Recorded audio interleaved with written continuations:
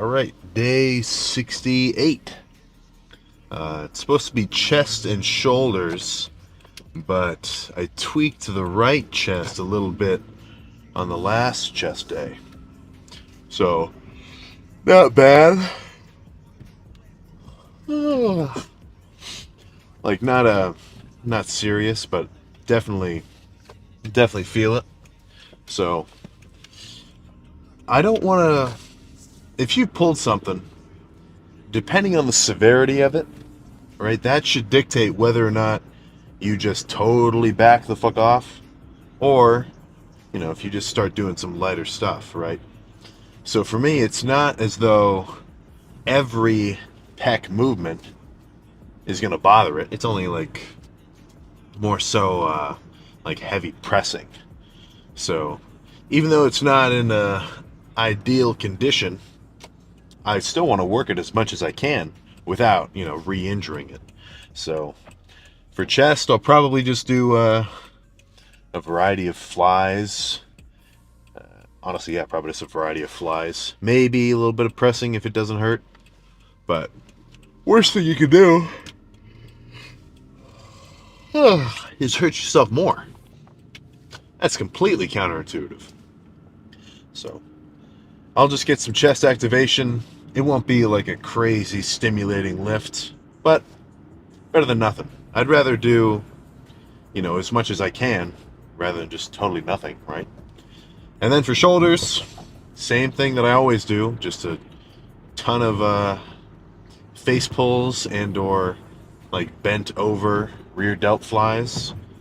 And then for side delts, it's going to be just like 11 sets of lateral raises. Maybe I'll throw in a few varieties. Like, I love the dumbbells the most, just standing dumbbell lateral raises. Cables, like cable one arm is fine. The machine lateral raise, that's fine. So, it's whatever. You can't really, like, even though you can change up the movements, it's all going to be the same feeling for side delts. You're just going from here to here. So, whatever way you like to do the most, just get a good burn. So, I'm going to finish drinking this pre, and then we can get in there. Manage not to pull the pec any further. At least not that I can notice. And I definitely feel pumped to hell. So let's see how it looks. Holy crap. I can only see a peek out of the fucking cutoff, but I already know it's good.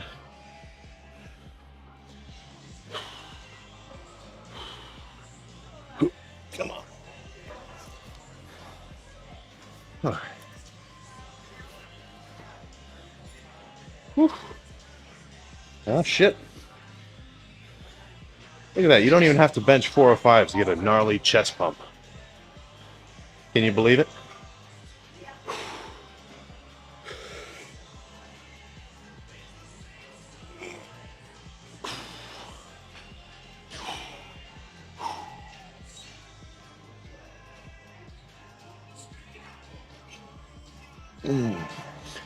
Whew.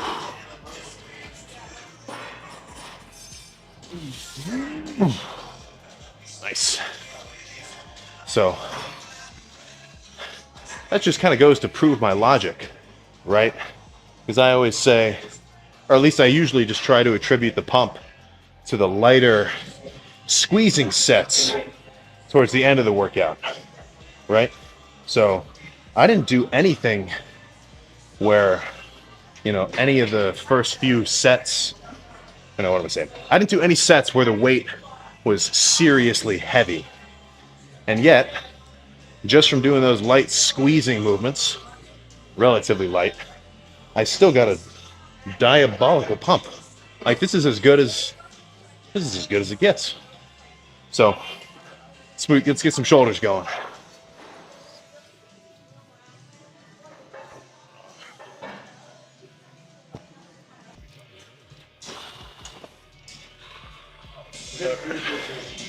So shoulders were just as fucking simple as chest. I pretty much, well, side delts, I did a few, but like rear delts is just one lift. Side delts may as well have just been side lateral raises. And needless to say, there's a pretty freaky pump caused by it. Oh my goodness.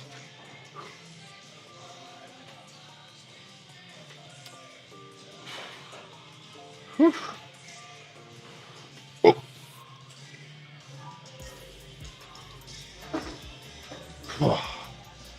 Oh. So no point overcomplicating it.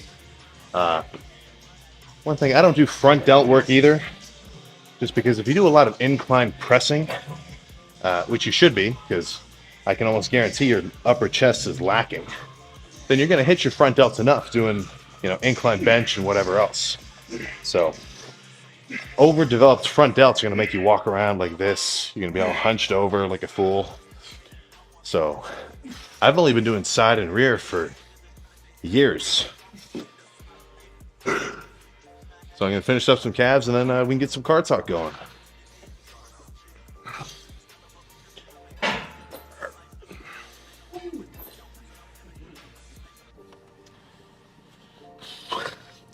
So, not necessarily my most intense workout, considering, for me, shoulders is more so just about, like, getting a burning feeling. Like, I'm never exhausted out of breath after a set of, like, lateral raises or face pulls or the reverse pec deck. That's more so just really trying to squeeze, feel like a really good burn. And usually I'd go hard as fuck on chest, right? Load up a lot of weight, throw it around, but a little bit tweaked. So went light, still got a fucking sweet pump, blood flowing. That's gonna be good for fucking recovering too. Like just being sedentary. Let's say you have like some sort of muscular damage. Let's say you pulled your hamstring or I mean, yeah, like I've referenced this before. Pretty much right around Christmas, I was doing laying hamstring curls, full stack. I may not have warmed up all the way. That may have been the culprit. It was the first time I'd used this particular hamstring curl, so maybe it just hit me at a different angle. But whatever. Doing the set, 5 reps go by good, 10 reps go by. The 15th rep, right kind of in the lower portion outside. I'm not an anatomy major, but big ass pull. Like I was limping. Like hamstrings that day was done. There was no more hamstrings to be hit on that leg day. I was limping out. And, even though my hamstring was fucked up, of course I still did my, my seated bike cardio, because that's not going to activate the hamstring, but it's still moving it around and gets some blood flowing.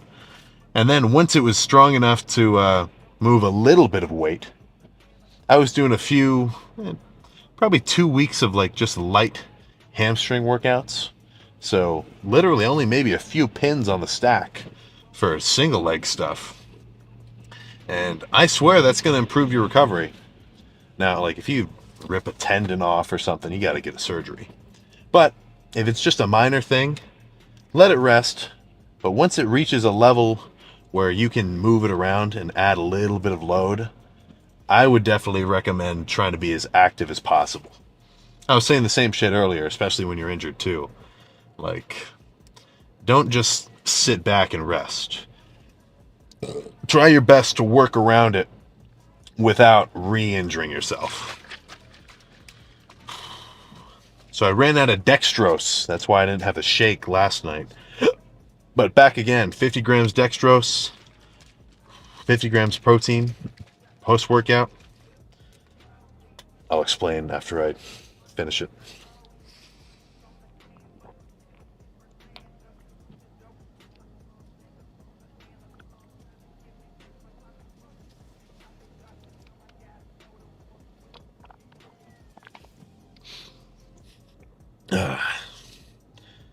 Oh, yeah.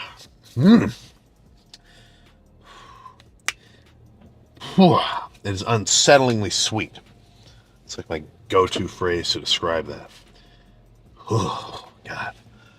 So, in terms of your supplementation, call it creatine, vitamins, your diet, your sleep regimen, one sort of slept-on factor is taking dextrose post-workout, right? I'm sure everyone's heard of like power lifters eating candy while they're working out, or something along those lines, right? For energy, whatever, whatever. But in terms of improving your muscular recovery post workout, obviously you're going to want to eat something. You're going to want to eat some sort of carb and some protein that is just going to, be fast digesting, and start the recovery process on your muscles, which you just, like ripped down to shit and inflamed and pumped up. So if you want the simplest carb possible, right, you're not going to fucking get a whole wheat sub from Subway. You're going to want some sort of sugar, right? Now, you can't just drink like a juice or just eat a bunch of candy. Well, you can, but it won't be ideal because that's not the simplest form of sugar, right? That's going to be, typically like a fructose or a sucrose, and those are like multiple carb molecules combined. You're going to have to break them down in a few extra steps before, you can actually spike your blood sugar. Now, the simplest carb that you can get your hands on is going to be dextrose. Dextrose is just one carbohydrate molecule. I think somebody called it a monosaccharide, if you want to sound all professional and scientific. But what that's going to do is as soon as you take down 50 grams of that stuff, it's instantly going to spike your blood sugar, which is going to spike your insulin, which is going to trigger an insulin spike, which is going to tell all your muscles to just start absorbing these carbs, right? And the more glucose that you got floating around your muscles, the more energy they're going to have, and then guess what? The more energy you've got floating around, the more you'll be able to spend on recovering. So, basic gist, 50 grams of dextrose, maybe 25 to 50, depending on if you're dieting, post-workout will improve your results over the long term. Now, is it going to be insanely drastic? Who's to say? But it definitely will be better than any other post-workout meal scenario.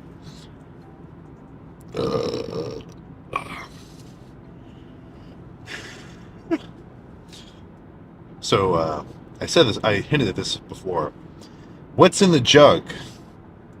You guys love asking about what's in the jug, even though it's the same shit every video. It's Tang. It may as well just be like orange Kool-Aid, right? It's just an orange sugary drink, powder. Why do I drink it? Does it have special properties? No. I just like it. For whatever reason, I just enjoy it. I think I had it as a kid, so it kind of has some nostalgia factor for me. But I haven't got tired of it yet, so I'm gonna keep on drinking it. There's no BCAAs in the intra-workout drink either. I think that's a sham. You're not gonna get any bigger if you got BCAAs floating around, right? There may be some argument to be had about EAAs. That'd be essential amino acids, right? So the difference between the two is like the branched chain amino acids is I don't even remember, leucine, tyrosine. I don't know.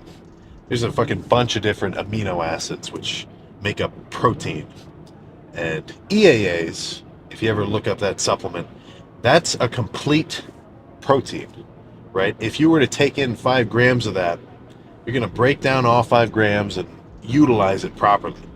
And the BCAAs, it's not a complete protein. It's just like a few different specific amino acids. And as long as you had, a protein shake, or, you ate some sort of meat pre-workout, you're going to have enough amino acids floating around anyway.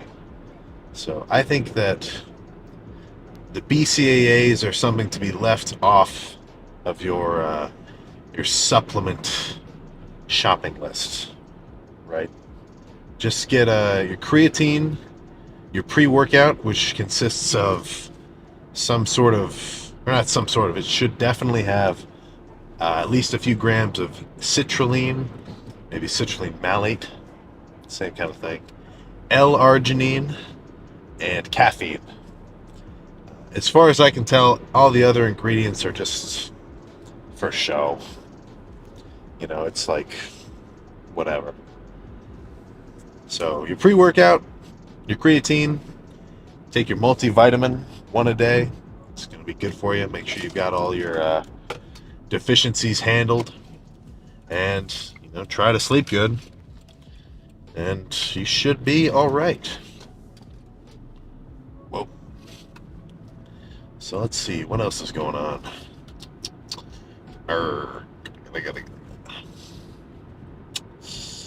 Yeah, shit, not much. I mean, back in the normal gym.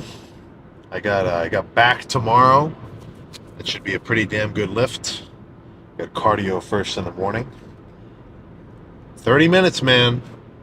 All I do is sit on my phone and play Clash Royale. I have a fucking blast.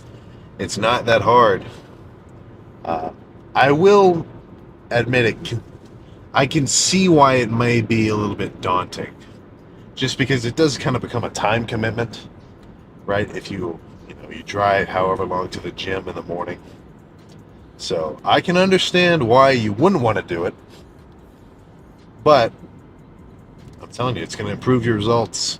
If you're dieting, obviously it's going to let you burn more calories throughout the day, so it'll be easier to lose fat. And then if you're bulking, you're going to burn more calories, so you're going to have a better metabolism, better digestion, and you're not going to get so fat when you're eating in a surplus. So cardio year-round. Ideally, non-negotiable. So I'm going to go home, eat my fucking... Actually, I might get some kind of takeout food. I don't know. It's not that late. Whatever. I got like 2,000 calories left to eat. And then I'm going to bed. So, I'll see you next time.